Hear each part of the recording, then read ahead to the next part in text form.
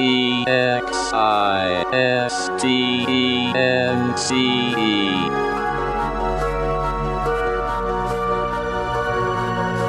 a world filled with conflict, in a universe comprised of differences, there's one thing that absolutely everything shares in common. We all exist. Including two guys named Jack and Michael, who like to chat about that very thing over a good cup of coffee. Let's pay them a visit, shall we? Existence Brewing.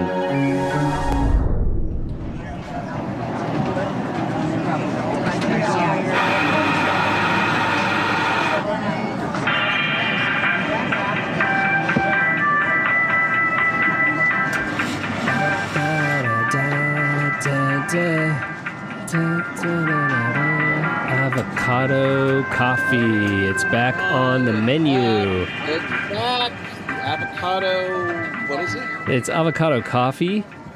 I don't know if I'm going to get it hot or iced. Avocado. Is it green, creamy green, like an avocado? Does it have a pit inside? Is there a big ice, like egg inside to simulate the pit? It's like the garnish.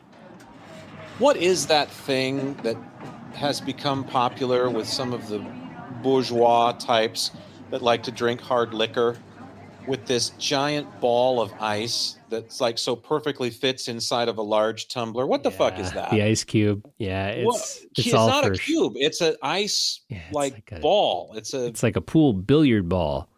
It's bigger than that though.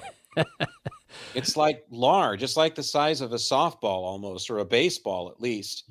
And they're, yes, cubes are just too cubish, if you know what I mean. So we have to put it on top of a ball. It's actually called an ice sphere. And then, of course, they tell you about how it keeps the cognac, ice to a perfect temperature because of the geometrical radiance of the... It's like, give me a fucking break. It's booze you're not even going to be able to tell after the second one. Like, so who cares? So back in the day when I used to drink scotch and whiskeys, I actually had a granite cubes that were like the size of like perfectly square ice cubes, little small granite cubes. Stone? There were stones. Freeze? There were whiskey stones, yeah. And you would freeze them so the water wouldn't dilute the content of the scotch. And it would keep it cold. He would keep it cold, though. Yep. Got it. Yeah. Okay. It was a thing. And, the thing about it was that I gave them as gifts. I think I gave a set to my dad. I think I gave a set to another relative. And they worked amazingly for people who didn't want to water down their drink, but they wanted it to be cold. And it was just, it's like the sharper image gift that you look at it and you go immediately, oh, I've got to have that because sure, I can't have water in my whiskey. And you couldn't, of course, just use rocks from the parking lot either. They have to be these stones because they're tempered, flame tempered to be able to hold the chill. And I get. Boy, I learned that the hard way for sure. So we used to get a lot more trick-or-treaters at my old residence too than here. We haven't had any at the apartment now for 3 or 4 years. Door-to-door trick-or-treating, just not a thing. Now, you were gone for Halloween this year. Yeah. So it's unknown how many little ghouls and goblins knocked on your door. Oh no, we saw because we have the ring camera. You have the door cam. Yeah. How many did you get? So we actually did leave some candy for the kids to come by, and we did it on the honor system. So we actually left a bowl of candy, and I was surprised on how many people would come up. They would look around, like, I can't believe they just left this all here. And then they would take a fair amount. They wouldn't just take the whole thing and kick the bowl. It was amazing. It was kind of a social experiment. Yeah. Did you come home to any candy left in that bowl? There was. Wow. And it was surprisingly some of the candy that I like, which nobody else likes, which is the dots. The special dark? The dots. Dots? Yeah. Nobody likes dots except for me.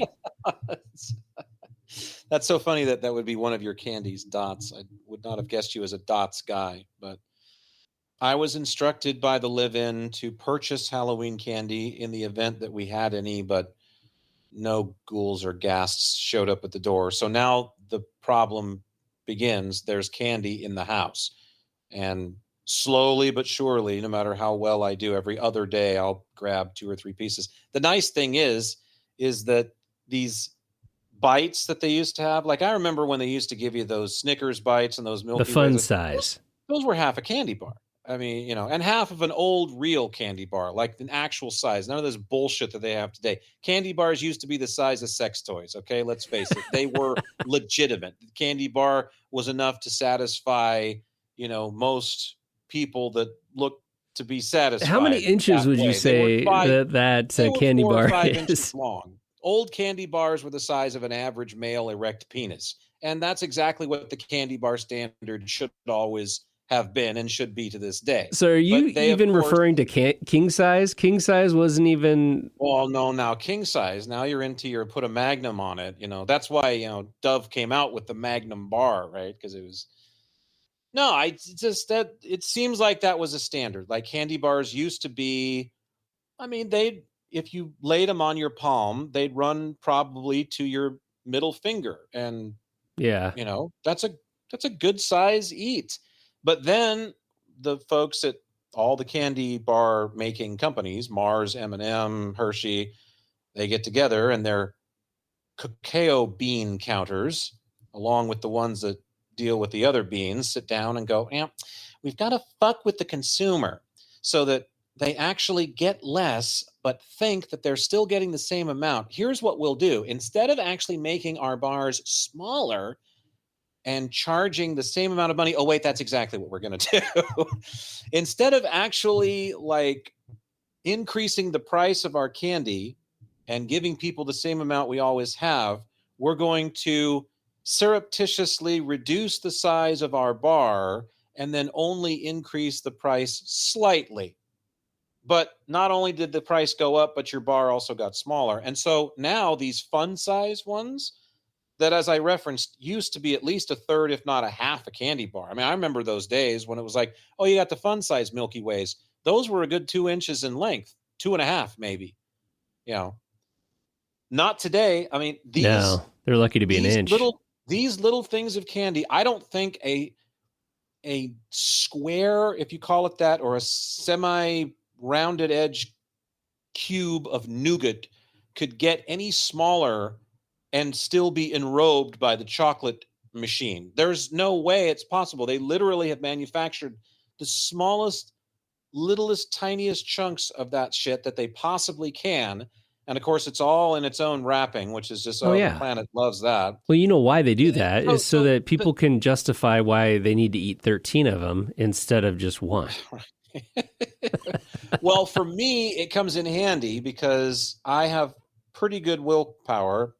Barbie would eat a larger Three Musketeers bar than that. So I've been housebound, not this week, but last week I was housebound for a while because I've been looking after the significant other. She had a little procedure done and needed some aftercare. So this leads us right up to Halloween because she had this done like a few days before Halloween. And she loves Halloween and loves horror movies. And we actually went to Horror Con recently. This is the second con that I've been to this year of the same ilk. So, and no, you're not talking about a pyramid scheme. You're actually talking about a convention. No, it's con as in convention. Yeah. So this time around, let's see. I got to stand before Vampire Jerry from Fright Night. Oh, very nice. It's actor Chris Sarandon, who was also one of the voices in A Nightmare Before Christmas. That's what most of the people were there to see him for. But of course, we wanted the classic. The guy who invented Chucky from the Child's Play movies. Interesting fellow. More of a politicizing figure, I would say, in the world of entertainment, but we can skip that topic for now. And then the girl who fooled everybody by being a boy the whole time in Sleepaway Camp, the classic ending scene. I don't know if you know, you haven't seen too many of those movies. So. I can't remember that one. Yeah. So very, very, very, very nice, gracious woman. Gave us an autograph poster for free. We didn't even pay for that. So, but yeah, so it was all things horror there for a while, more so than usual, because there was the con, and then there's the lead up to Halloween, and like I said, me being housebound for a few days, I'm watching a number of movies because it's just a marathon, like one after another for her as she's trying to get well. And I got to see a couple of them that I had not seen before. One of them is new. And for me to actually watch a new movie, incredibly rare. I mean, rarely, just doesn't happen. But this one, apparently, Demi Moore has been getting a lot of praise for. People have been lauding her performance, saying that she deserves an Oscar. It's this movie called The Substance. I mean, basically, I'm unfortunately, I'm going to go the other way on you here. So if you're fans of plug your ears. Both movies, like the ending, I just can't. I just can't. Like, so this first one, like this Substance movie, it's going in the right direction. I personally think that initially I thought this was based on, okay, somebody has figured out a way to cryptically write a story that is close enough to how people get involved with adrenochrome. Remember we talked about adrenochrome, this stuff that Martha Stewart, and they get it from the essence of frightened children that they torture, right. And that whole thing. Yeah, the fictional. Purportedly fictional, and we don't know. But there are some people that believe this kind of stuff actually happens, and who are we to say that it might not? Because would you put it past a Martha Stewart?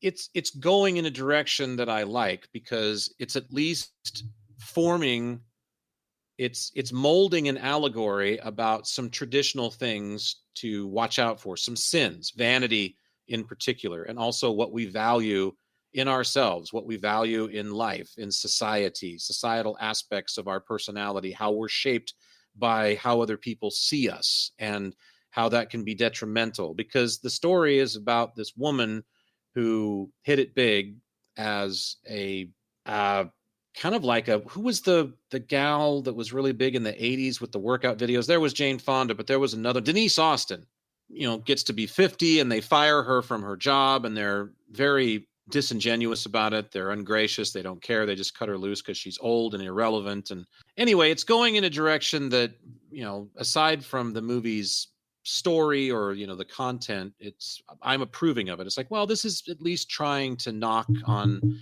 some common decency that people should possess, some things to keep in mind about a very shallow world that we live in. The world has become so just dreadfully shallow. And I said it turned in from an allegory to just allegory, Gory. It just got ridiculously gory, and the ending was nonsense. The ending was like Toxic Avenger, and it just undid everything else in the film. So anyway, it had me, and then it was just like, I don't understand why we had to do all this at the end. The other one, you may have seen this one because you watch some newer movies. But the other one was Black Phone. Have you seen that? No. Heavy topic. Ethan Hawke plays a child murderer, guy who goes around in a black van pretending to be a magician and picks up kids and takes them to one of two residences, which are on the same street opposing each other, interestingly enough. No spoiler meant, but chucks them in the basement, plays around, has some mind games with him for a week or so, and then slices and dices. And so the material is very heavy. It's like, oh God, nobody wants to think about that. And yet here it is. But it was handled really well. And there's this otherworldly element with, again, spoiler alert, if you haven't seen the film, just, you might want to cover up for now. Duck and cover, I guess, as I, ruin things. But the, children calling in from the grave that were his victims on this phone that's in the basement, and essentially guiding this young man who's been the would-be latest victim, through the stages of how to escape eventually. And I've never in my life, this is what I told Maddie. I said, I've never in my life seen a worthwhile undone in the final line of the movie so tremendously perfectly than in this instance. And if you've watched the movie, you'll know what I'm talking about. If you haven't, I'm almost hesitant to say you should watch it. Okay, watch it, but then right when like the last line of the movie is getting ready to come, right when he sits down next to her in school, turn it off. Don't listen to the last line. It ruined the entire movie for you? It ruined the entire movie. Wow.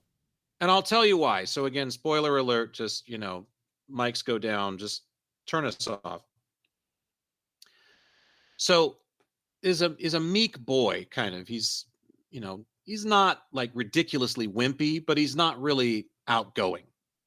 And it's, I don't know, middle school age, junior high at best. We're talking early teens here. It seems like a vulnerable character. Yeah, of course. So there's this girl that he fancies in class, but so he goes through this hell because he gets abducted by this guy and taken and thrown in this basement and messed with in the mind. And, the guy's going to slice him up, and he has all these trials and tribulations. And then like at the doorstep of being killed by this guy, he manages to not only free himself, but also kill his captor, in self-defense. And then he goes back to school. The last seconds of the movie, he goes into class and he sits down next to this girl who before, when she'd spoken to him, he was and I don't even remember what he says, but it's just hey, how you doing, Betty? And that's it. And then the movie ends. And I'm just thinking to myself, did I just watch an entire movie that fed me this horrible cat and mouse game between this abducted child who was going to be sliced to bits by this wacko murderer guy just so that he could figure out an elaborate escape and actually kill his abductor, only to go back to school to have it pay off in spades because he now possesses the charisma necessary to score with chicks? Yes. Am I fucking seeing this? The answer is yes. And the answer is yes. Yes. You're right. The answer is yes. And I was not at all pleased. Well, IMDb gives it a rating of 6.9 over 10. And hated that ending. And they said that the movie that you referenced before, The Substance, is actually a 7.2 out of 10. So The Substance actually got, even though The Substance is like 40 minutes longer in runtime, it actually got a higher review. Yeah. It's no Trolls 2, I tell you. Troll 2, actually. That's right, Troll. Singular. If you say Trolls 2, 2, then that could be confused with the doll movie, the animated movies That's they made right. out of pencil poppers. Because, of course, we couldn't not have that, right? No. I can literally tell you right now how that movie series was born. Somebody had one of those old troll pencil toppers with the hair in the writer's room, and they were spinning it around in their teeth, eating rotisserie chicken, as they said on one episode of The Simpsons one time in the writer's room, trying to come up with some idea to sell to the bigwigs. And they looked at it and said, "It hasn't been done yet. Can you believe it? Trolls. It's a thing." And what is the origin of this thing that is sitting on my eraser? How did it get there? They needed my old Russian exchange student in the room from school, Sasha Spoltkov. What is this troll you speak of? Who is this deceptor? This small person that comes on the end of my pencil looking to copy all the answers and send them back to Moscow, as if I don't know what they're up to. I mean, Was there anything that Sasha liked about America? I'm not sure. I'm sure there were, but the problem with Sasha was that he was just veiled in mistrust. You could tell that he came from the communist bloc. Either that or they trained him very well to come to the States. They vetted who they chose because it was like, okay, we're going to bring some children in the exchange program over from the USSR. I know, before everybody starts shouting and yelling, and throwing red ink pens, just Tear hear down me the out. wall. Tear down the wall. We're going to do this the right way and vet the children with psychologists from the West, of course. We wouldn't want them to be communist psychologists because we know that would be as You know that counterintuitive. Sasha was a spy, though, right? I mean, Sasha, I think what they did was they did their due diligence in picking the most paranoid, high school age kid from a communist country like that they could to send over here, because the last thing they wanted to do was leave anything but a negative impression about their world. And so by presenting him to us with this constant array of, what is this pencil you speak of? Who is this principal? When can I speak with this deceiver of man? What is this baloney you put in my sandwich? And the dark helmet thing is true. I mean, he really did sound like that. I'm not exaggerating. Didn't you say he had a mustache too? Close. He did. He had this, and there was only one other kid who had a mustache that was that in at the time in high school, and his name was Eddie Dickerson, and he was that poor kid that was covered in hair. Like, he had a hairy back when he was 7. I wonder whatever happened to Sasha. Maybe we should do an entire episode of our search for Sasha. The search for Sasha Spoltkov. Well, I don't know, but he gave us plenty of laughs. Sasha, you want my ding dong? And of course, we're laughing because that can mean two things in America, and we're teenage boys. That's a double entendre at lunch, but he doesn't get it. So it's just immediately the same response as always. What is this ding dong you speak of? Well, I've got it right here. And it's cream filled. He's just like, what is inside this cream? I will not partake of something unless I know what is in it in advance. It's just like, God, jeez. This is a spy listening device inside ding dong. You try to fool me with snack cake. How dare you? So on a far more serious note, fast forward approximately 20 years, I'm doing my local television talk show in this little itty bitty market that we have here. And one of the nice fellows who used to come on the show from Children's Home Society, very, very nice fellow named Doug, he contacted me and said, I am currently hosting an exchange student from Afghanistan in my home, a very nice young woman named Waheda. I think I can say her last name. Waheda Rahmani was her name. And I would love to bring her on to your show to talk about being an exchange student. And you can have all the discourse you want with her about what life is like in Afghanistan, where she's from, as opposed to life here in the United States. It would give your viewers a fascinating perspective on both. And I agreed wholeheartedly. I would love to do this. Okay, well, I have to clear it with the consulate. We have to clear it with the State Department first. But I don't think it should be a problem. Let me get back to you. Okay, so he checks with the State Department, and they sign off on, yes, Waheda can be on the TV show, of course, provided that she doesn't share any nuclear secrets about, whatever the fuck. I'm sure there were these provisions that she had to check off. But basically, they said no problem. So she comes on my show. And, what a million things in my mind that you can ask somebody like this. I mean, I have someone who's from another country, and a country that really, sadly, a lot of people from the United States, revile is a strong word, but they probably have a great misunderstanding about the people in this nation. So I'm seeing this as an opportunity to bridge the humanity gap, because especially in the town that we're from, with the right-leaning energy that is here, it's a chance to maybe humanize the people that live in countries that the United States has, for one reason or another, Dick Cheney died, been in conflict with directly over the years. Afghanistan being one of them, because a lot of people you say Afghanistan, evil, Taliban. Not everybody, just like here in the United States, where not everybody is a member of a street gang, we're just regular people doing the best we can to survive under whatever government regime is in power at the time. So I saw this as a great opportunity to link my audience to the humanity of someone from another nation, especially one that, again, has been really publicly reviled by our society, by a lot of people.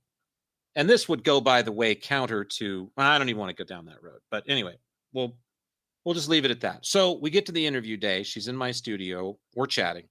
So, tell me about life and, where are you from? So I'm from this village called, I don't remember the name of the village. I apologize, but talked about a lot of what really resonated with me from her story about just where she hails from is the constant vacillation of power structure.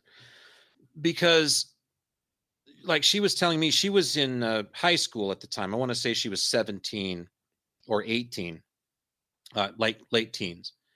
But she had said that from the time she was able to go to school, that when she was first able to go to school, there was the people, this is the other thing, I guess, too, that people have to understand. Marauders come in and just usurp villages. Okay, this is like the days of the Khans.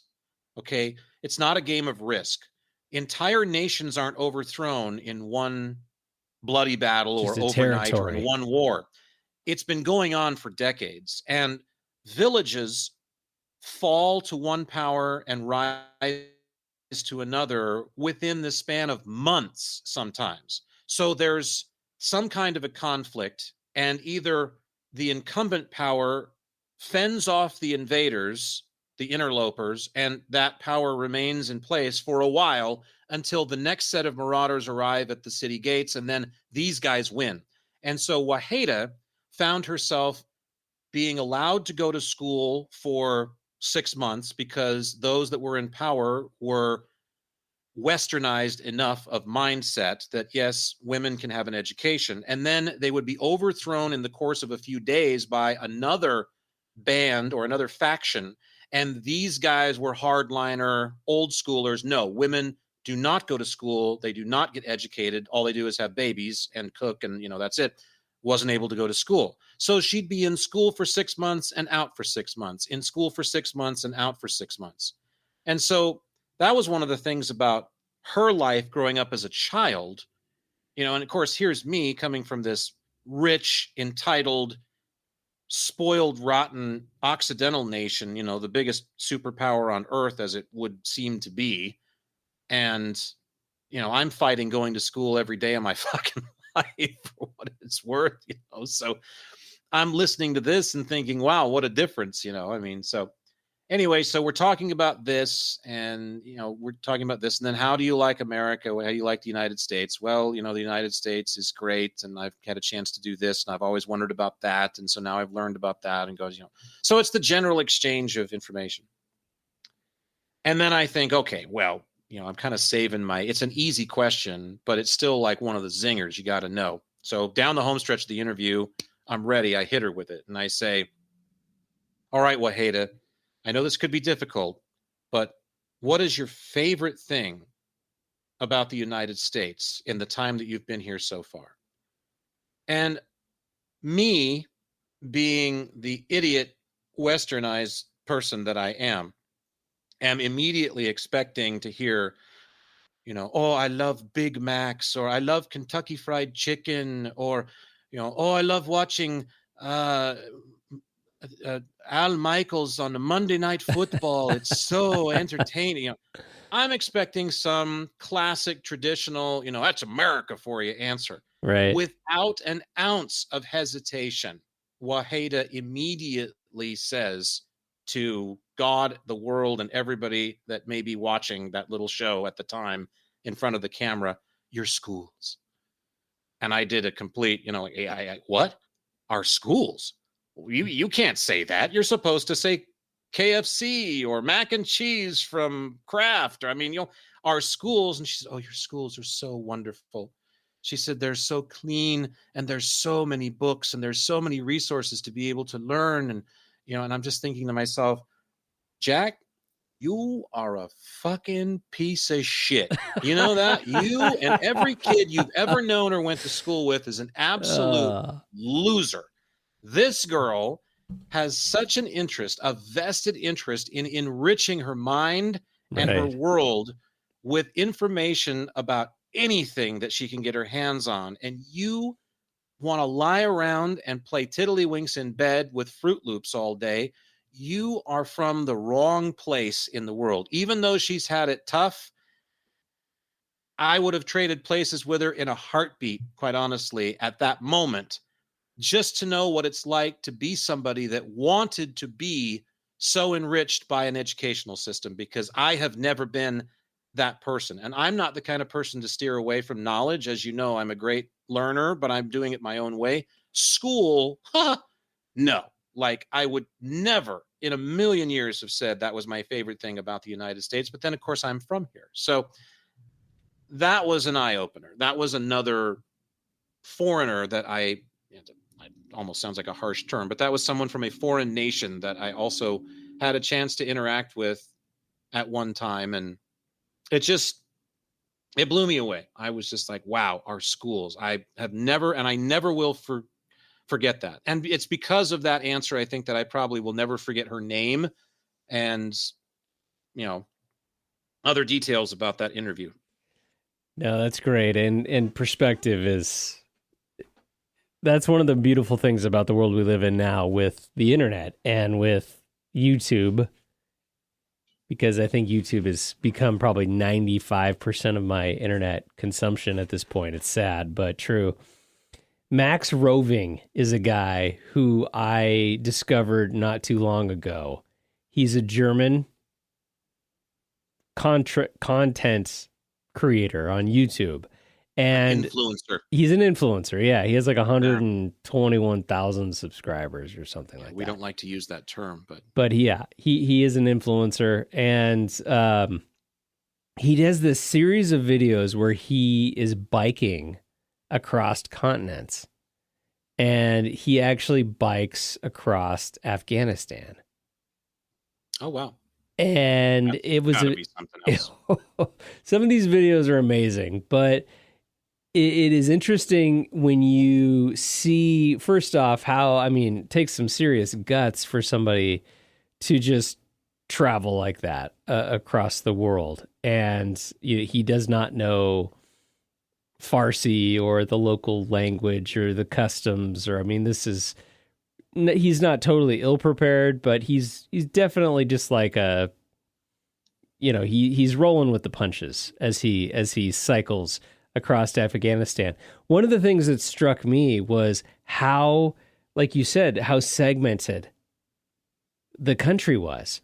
How fragmented. Or fragmented, it is, yeah. How fragmented it was, because he would have to check in with the Taliban the Taliban leader in every single community that he went to, just so that they knew he was there. And then sometimes they didn't get the memo.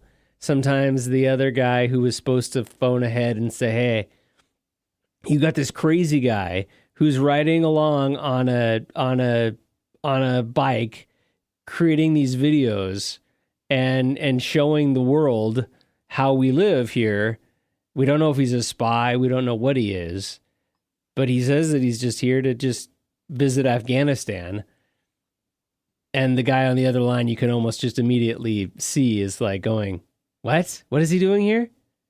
And he just literally, he's a tourist. Like people, because in case you didn't know, John Lovitz is part of the Taliban. So yeah. What is he doing here? What is he doing here? He's here to overthrow my Taliban. What does he want with us? Yeah, and so he would stop along the street or on the dirt roads, because there were no sidewalks. It was just literally a dirt road, and infrastructure is different there. Yeah, he would just like be like, yeah, I'm a tourist. I'm here. I'm here to check into the hotel. Do you guys have a cafe? Or, and they would like point over to this mud hut that had maybe like one good humor refrigerator that wasn't even intended to be storing refrigerated food the way it was, and they're just getting along with the way that they can in this world. It was fascinating. So yeah, check him out, Max Roving. And while you're on YouTube checking out that, I would also encourage you to Just put in like a search for Afghanistan water shortage. That Mm. will also open your eyes, because Afghanistan is currently in the midst of an incredible drought, and they are not able to provide water for their people. And water is flowing into the country by the capitalists from Pakistan and other neighboring nations that are allowed to enter, because the water is essentially it's not potable for any Mm. purpose in Afghanistan, in especially the major cities like Kabul. Uh, and I watched a special about that not too long ago, a documentary. That is an eye opener, and I'm not an expert on this. I can't say I retained enough of the information to just recount it here. So I'll just encourage you to check out the Afghani water shortage right now. Um, and obviously, having the open minded audience of people that we do, I mean, you know that there's a lot of really fine people in the world, and most of the people in Afghanistan, again, are not members of one terrorist or government faction or another that aligns with one theology or whatever. They're just good old fashioned people doing the best to get by in the world that we live in, that has been given to us. And it's a hard road. It's a difficult road for them, more so than it is for us here. All parts of the world have their problems, especially right now. But you know, I would encourage people to check that out as well. Yeah, I think there's a humanism that sometimes gets overshadowed by the geopolitical world that gets Well, broadcasted to us a lot of times. sadly, it goes back to the schisms that war creates. And one of the problems with World War II, and I'll use some defamatory language here just for the sake of historical context, but one of the things that is really unfortunate about conflicts like World War II, even though that generation is dying off very quickly, and it's a great generation, don't get me wrong, but we had Japs, and we had Nazis, and we had Krauts, and we had, so we have all of this separatist language, and there was a reason to be against, sadly, the people of the nations that were represented by those terms. And most of the people, again, are probably not in the army, and all of them don't necessarily know what's up with their governments either. I mean, it's a time when there's not a lot of information getting out. So, could you say that there were some evildoers who died when the atomic bomb was dropped on Nagasaki or Hiroshima? Yes, but vastly more of them were innocent people who got in the way of a conflict that had risen to that degree, and you could also argue needed to be halted immediately, and this weapon was the only way to do it. So I get that too. I wasn't alive during those times, so it's hard for me to know. But my point is that we love to be able to readily identify the enemy, or someone that we've outlined as the enemy. And the further away from us, or whatever we identify as us, they are, the better for the unfortunate purposes of that equation. So here we have, very Eastern theology. We have Muslimism, which, even though there are millions of Muslims that live in the United States, there are vastly more of other religions, especially Western Orthodox religions. And so the identity of the society revolves more around the understanding of those practices than the understanding of an Eastern religion or a different religion like Muslimism. And obviously, we have people who are of largely a darker skin tone that live in Afghanistan and that part of the world. And so, therefore, to again, the ingrained society, especially the leadership that has always been so dominated male white, there's another difference that we can look at and immediately say, well, these people are different. And I think that's unfortunately what leads to the weak-minded of our world here in the United States, whenever a conflict is started, whether it's often by the United States for one Dick Cheney's dead reason or another. Sorry, I just can't stop myself.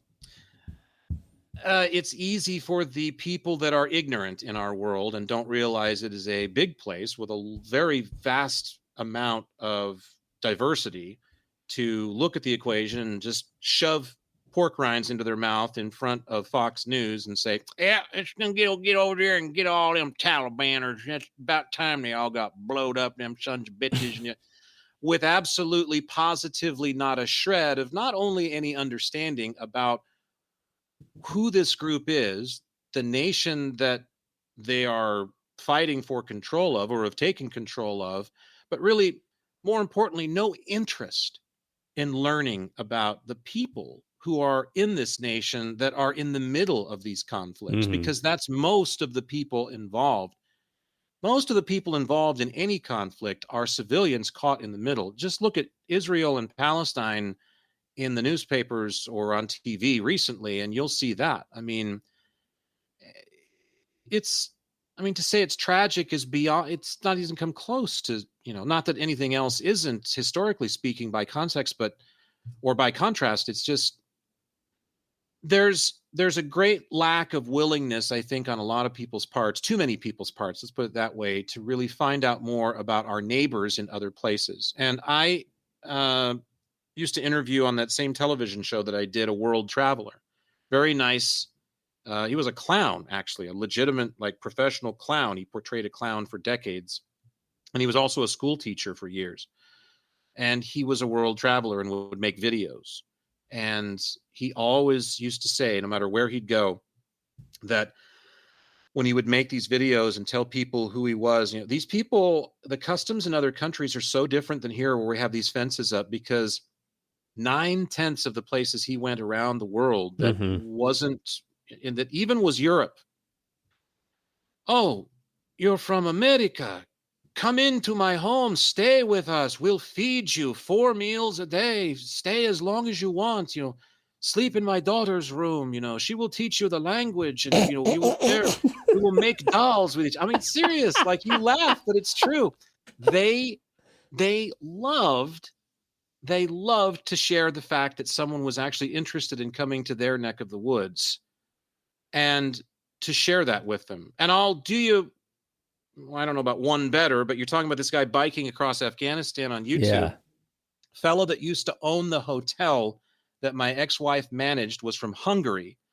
And his son was an airline pilot at 23. I don't know when this kid went into the Hungarian Armed Air Force, if there is such a thing, or where he got his training, but literal commercial airline pilot at 23 years old. He was flying jets around the world on global flights, working for airlines. Awesome story. The guy loved to travel to any place that he could, and that was his MO as a pilot, from what we understood. I never got to talk to him personally, but my ex-wife would relay stories about him, and he chronicled a lot of his travels on Facebook. And one of the things that he chronicled on Facebook was his adventure, we'll put it that way, I guess, his excursion, hitchhiking across Iraq, if you can imagine such a thing. And of course, the first thing that leaps to my mind is that division between East and West, and the conflicts that we've had there, and how dangerous it is. That's what I said. How can the guy travel to Iraq, let alone hitchhike in Iraq? Well, the answer is he's not American. He's European. And the attitude that is prevailing from the people that are dangerous, or the most dangerous to encounter in Iraq, apparently at that time, and probably still today, are American, is, you're Hungarian, you're fine. If you're European, pretty much you're okay. If you're from the United States, we have a real problem, right? And we're gonna have words, and you could wind up in a dank dungeon somewhere, and with the threat of getting beheaded on TV, as just a statement of I don't know what it'd be a statement of, but I mean, but that was the answer. It was he got away with it, as I would have it say, because he was from European origins, and that wasn't an affront to the prevailing, Western political culture. winds at the time in the culture there in Iraq. But that was I couldn't believe that. I can't imagine hitchhiking across Iraq. But he reported the same thing. Every night, he had no problem getting a ride. I'll put it that way first. And every night in somebody's home, they'd put him up, they'd feed him. They wanted him to stay. They wanted him to meet their daughters. And, I mean, it's a different mindset. And before you know it, he had 4 wives and 3 cows. No, I'm pretty sure he's still flying jets for somebody around the world, because that kid never wanted to stop going places. And I can't imagine how many he's been to by now. Because he was, like I said, he was 23 when he started doing this. And I think, the guy sold the hotel. This has been, I want to say 15 years ago now, maybe a little longer, because the guy sold the hotel to someone else. I think my ex-wife worked for him for 2 or 3 years, and then, lost track of these stories about this kid. So, but I'm sure he's probably still on YouTube doing it. I don't remember his name, in all honesty. And well, anyway, it's definitely cool stuff. And, we just wish for peace on earth and goodwill towards everybody as much as possible. And as corny as that sounds, I mean, it really is true. We could sure use some silent deliberation too in the world. I think, there's a lot of people, and I know it's like coming from you, that's rich, Jack, but there's a lot of people running their mouths without really vetting what they're saying, without really thinking about their actual feelings towards things. They're just so self-interested. So I would just say that I think we need we need to draw the hermit card for a while and do some introspection as a people, as a species that lives here on this planet. I think that would go a long way. All right, you wanted a download. You got it. This is the most recent thing I wrote down in my download journal, actually, so I'm not going back in time. This is like just hit me the other day. This was just shared with me by the big U. And it ties in nicely, I think, with where we've ended today. This is what I wrote down. A man who insists that others believe as he does is only creating resistance in a place where he should already be free. Wow. And the idea behind that is pretty simple. It's, I'm comfortable with what I have faith in as Jack. We'll just start there. Okay. So as Jack, I get up in the mornings and I say, you know what? I have, and I'm not saying this is the case. This is semi-metaphorical here. So like, I have this God that I believe in, and it and I are good. I believe in it. I know it believes in me. I believe that I'm in the right place. I have certain philosophies that have been imparted to me, either heuristically through living life or by some theology that I may ascribe to, or, for whatever the case may be. And I'm in a good spot, but I'm not happy enough because you don't believe what I believe. And you need to believe what I believe for me to be okay. Otherwise, we're going to have problems. We're going to have words. Well, I've just created discord in a space where I was entirely free. I was in a good spot. I was at peace with being here. And by my insistence on you buying into the same shtick that I have, you need to feel exactly the same way as me or there's going to be trouble. I have just created that chaos. I've just created trouble in a perfectly peaceful space because I was good, because I wasn't willing to be still. I wasn't willing to accept others. And so the message in that I thought was very simple, but how often do we find ourselves doing that in our interpersonal relationships, in our professional relationships, in our relationships, period, or even with ourselves in some strange, mangled way? I'm fine. I'm good with me and whatever it is that I believe that binds or unbinds me from this or any other experience for that matter. I'm in a good way, but I've just undone a piece of that because I've insisted that the person who I've just run into that doesn't quite align with my beliefs, well, you better believe like I do, or we're going to have words. There's going to be trouble. Wow. Hey, man, you got to be satisfied with the fact that you're in a good place and not worry about the other person. There's nothing wrong with sharing a dialogue about your beliefs or about whatever it is that you feel strongly about, your passions, your verity.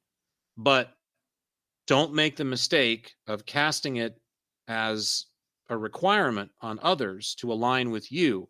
Be at peace with knowing that you're in a good spot just the same because others don't believe exactly as you do. And that diversity is healthy. It doesn't make them wrong. It just means that they subscribe to a different philosophy or a different set of beliefs than you do. And yes, then we can argue about the ones that are detrimental to,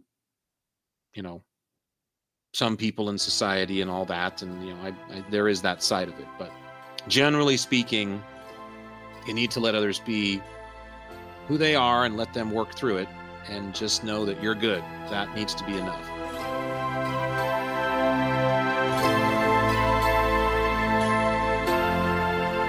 You know what's amazing to me is how we don't even script this podcast, but the themes have a tendency to cross over. There's that serendipity. Yeah, there's that thin veil. It's the synchronicity. Yeah. So before our conversation today, and before I even knew what you were going to discuss in your download from the Big U, I generated a philosophical question from our philosophical question generator. This is an actual thing, the philosophical question generator? Well, it's not something, that's the stage name. I just call it that, but it's not that, it's not that amazing. Anyway. We'll call it Zoe. That's Oz backwards. So oh, okay. Yeah. We'll call it Zoe. I go to the great so Zoe. I go to the great Zoe and I say, give me a philosophical question. And here's what it spit out for today. If every truth depends on perspective, how can anything ever be said to be true at all? We might have an answer for that next time, but we're out of time for today. We ran out of quarters. We need to bring more quarters for the great Zoe. Life's a game of Pac-Man, kiddos. You better get to gobbling nuts. Or dots. Like you like to gobble. Yeah. What are we listening to today? Oh, long-standing favorite. Just saw these guys down at the Shasta County Fair. I think they call it the Intermountain Fairs. Asia. But it's John Payne singing for Asia. So he has his own version of Asia now. Nice fellow. Met him a couple times over the years. Well, until we meet again. Looking forward to it.